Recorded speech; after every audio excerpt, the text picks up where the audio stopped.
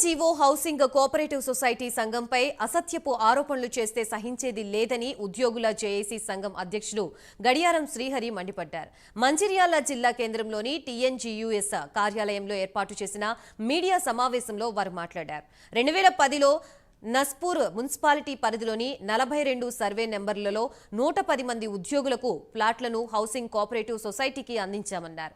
Under ground drainage, road నిర్మాణం, development కోసం కొన్ని ప్లాట్లు కోల్పోయిన వారికి మరో చోట ప్లాట్లు ఇప్పించడం జరిగిందని తెలిపారు. కానీ కొంతమంది సభ్యులు సంఘంపై అసత్యపు ఆరోపణలు చేస్తూ సభ్యులు నిర్మించుకుంటున్న నిర్మాణాల్ని తొలగించాలని కోరుకోవడం బాధాకరమని అన్నారు.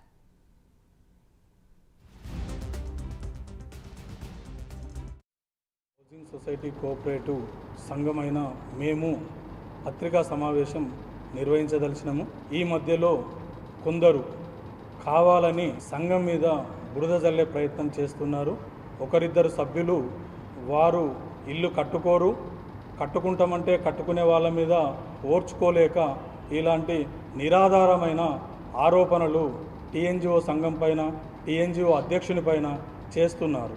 కాబట్టి అట్టి ఆరోపణలను మేము ముక్త కంఠంతో ఖండిస్తూ ఎవరైతే ఈ ఆరోపణలు చేస్తున్నారో వారి యొక్క ప్లాట్లు మొదటి ఫేసులో రోడ్డు కలెక్టరేట్కు తీసిన రోడ్డులో 5 ప్లాట్లు పోయినాయి. వాళ్ళకు మేము చెప్పడం కూడా జరిగింది.